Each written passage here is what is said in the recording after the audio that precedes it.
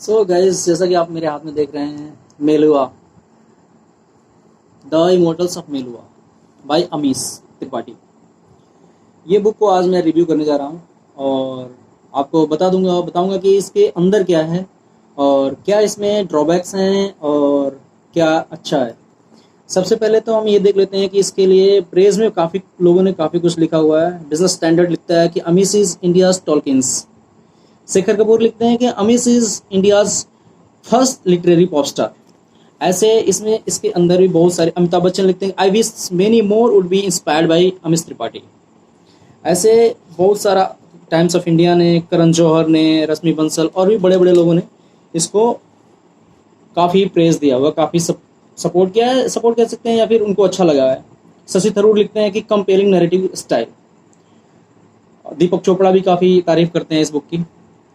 तो समझते हैं इस अमिश त्रिपाठी की जो शिवा ट्रायोलॉजी का फर्स्ट पार्ट है which is known as the immortals of Meluha, उसमें क्या है। तो गाइज आइए हम इसके अंदर देखते हैं। इन्होंने सबसे पहले पेज पे इन्होंने कुछ लोगों को धन्यवाद दिया है कि इन लोगों को मैं थैंक यू बोलता हूँ। बाकी ओम नमः शिवाय से इन्होंने स्टार्ट किया है। कंटेंट्स काफ़ी 26 चैप्टर है मेरे ख्याल से, हाँ 26 चैप्टर है। अभी कल ही मैंने इसको कंप्लीट किया। तो हालांकि नैरेटिव ऐसा इतना बढ़िया है, नैरेटिव स्टाइल अच्छा है कि आप बहुत आराम से पढ़ सकते हो, बहुत ज़्यादा दिक्कत नहीं आएगी। मतलब कि इजी वे में लिखा गया है, बहुत ही इजी वे में। और ऑनेस्टली मैं बताऊं तो जो बिगनिंग है, beginning up to the page means आप ये कह लो जब तक शिवा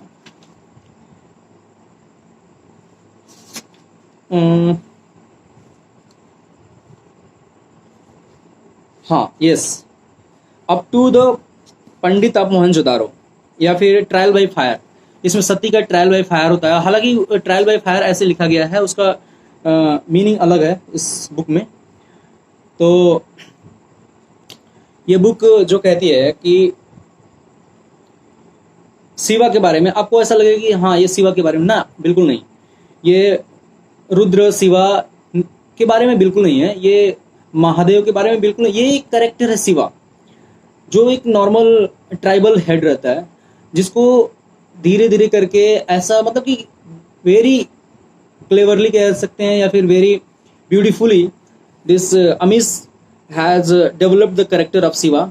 और लास्ट में आपको इनको महादेव की उपाधि तक ये पहुंचा देते हैं। इस पहले पार्ट में, शिवा ट्रायोलॉजी के पहले पार्ट में जो शिवा रहता है, शिवा एक जो कैरेक्टर रहता है, उसको महादेव की उपाधि तक पहुंचा देते हैं।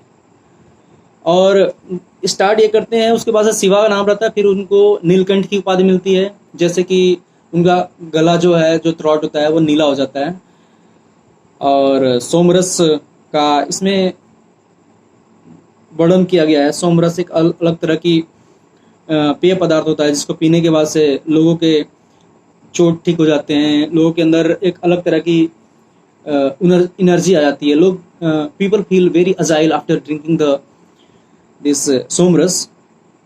इसमें सोमरस का वर्णन है। बाकी इसमें शिवा को ऐसे दिखाया गया है कि वो याक का जो बोन होता है उसमें वो मारिजुआना भर के, मारिजुआना जिसको गांजा बोलते हैं अपने यहाँ, तो उसमें गांजा भर के ये गांजा मारते रहते हैं और फिर ध्यान लगाते हैं।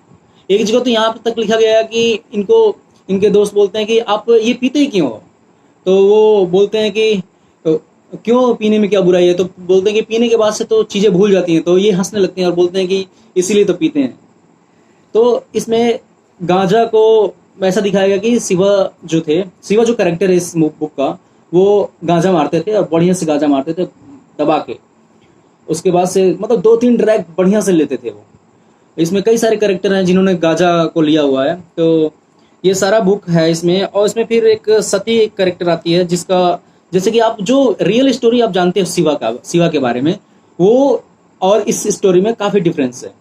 शिवा इसमें भगवान नहीं है। Shiva is just a common people and after some time he would get the title of Neelkanth. Then after some time when he has conquered some of the war of Kunj and all, तो इनको एक और टाइटल मिल जाता है महादेव का। तो इस तरह से इसको पावरफुल बनाया गया है। मतलब धीरे धीरे करके जब लास्ट में जाएंगे आपको तो लगेगा कि शिवा बहुत ही ज़्यादा पावरफुल हो जाते हैं लास्ट में, इस खासकर फर्स्ट पार्ट में। तो इस तरह से है। और इसमें एक सती एक कैरेक्टर होती हैं जी, जो शिवा के लिए शिवा की इसमें शादी हो जाती है सती से, और वो प्रेग्नेंट भी हो जाती हैं। तो यहाँ तक है। इसमें लास्ट में एक वॉर पे ख़त्म किया गया है इस बुक को। बाकी इसमें जो main part of the book है वो ये है कि शिवा जो है वो सूर्यवंशी और चंद्रवंशी में लड़ाई होती है।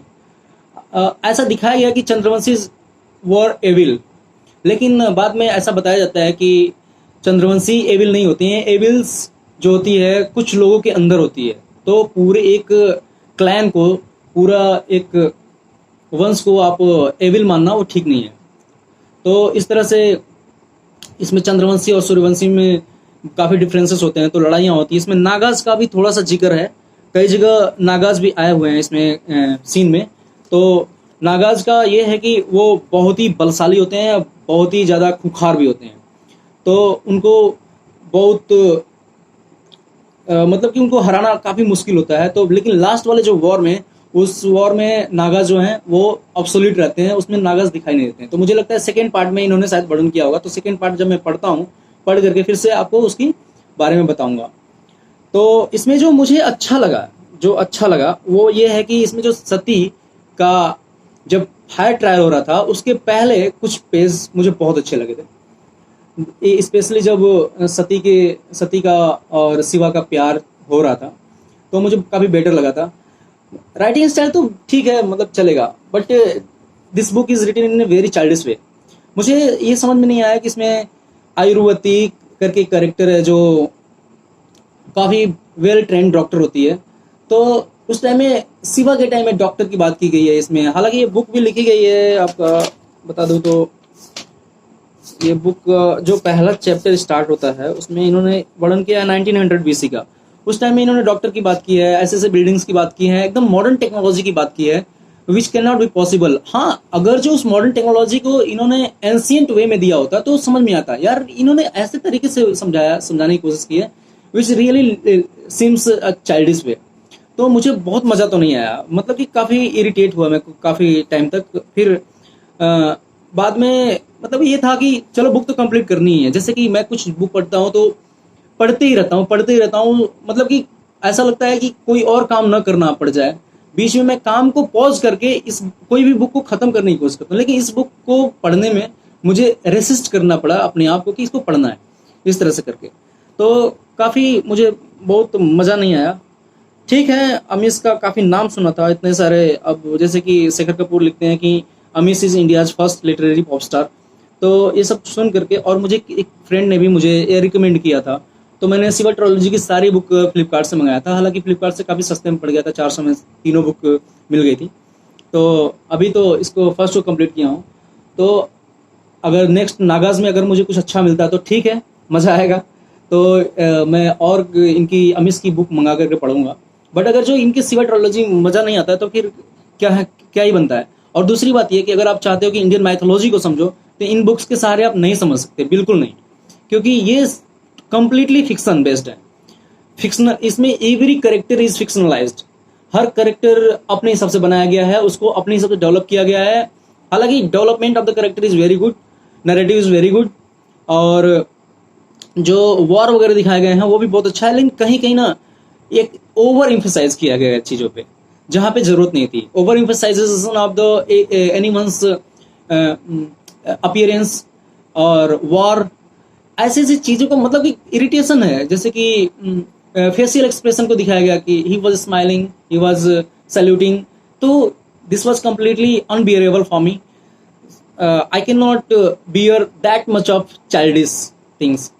तो क्योंकि अब अगर आप शिवा के बारे में पढ़ रहे हो तो शिवा को महादेव एक अलग ही नाम आता है। महादेव के बारे में अगर सोचते हैं तो हम एक अलग ही तरीके से सोचते हैं, और ऐसा नहीं सोच सकते हैं कि महादेव के पास शक्तियाँ नहीं थी, वो उनके पास ये बाण लग गया तो वो दिक्कत में आ गए। तो मतलब कि ये हम जैसा महादेव के बारे में समझते हैं, सोचते हैं आदि योगी, ऐसा समझते हैं कि वो कुछ भी कर सकते हैं, उन्होंने वो पैदा नहीं हुए थे, वो एक अवतार थे, इस तरह से चीज़ें हैं उनके बारे में। कितना बड़ा चीज़ हम समझते हैं, लेकिन इसमें बहुत ही छोटे तरीके से उठाया गया है। तो इन्होंने शायद, हो सकता है कि अमिश ने ऐसा समझने की कोशिश की हो कि जो शिवा को एक नॉर्मल ह्यूमन बीइंग से एक भगवान बनाने की उन्होंने कोशिश की हो, ये हो सकता है। तो इसमें यही है, बाकी और कुछ खास तो इस बुक में लगा नहीं। तो मैं नेक्स्ट बुक आपको बहुत ही जल्दी रिव्यू लेके आऊँगा। Thank you very much.